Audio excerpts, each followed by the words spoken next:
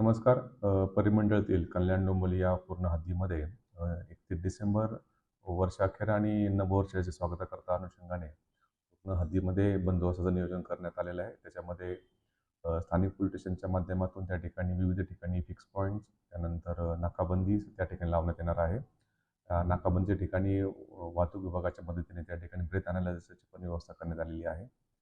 आणि त्याचप्रमाणे ज्या ठिकाणी काही प्रायव्हेट पार्टीज असतील किंवा हॉटेल्स, लॉजेस असतील, त्या ठिकाणी चेकिंग करण्याकरताही सेपरेट वेगळ्या टीम, साधे वर्षात महिला आणि पुरुष असे सुद्धा त्यामध्ये नेमण्यात आलेले आहे.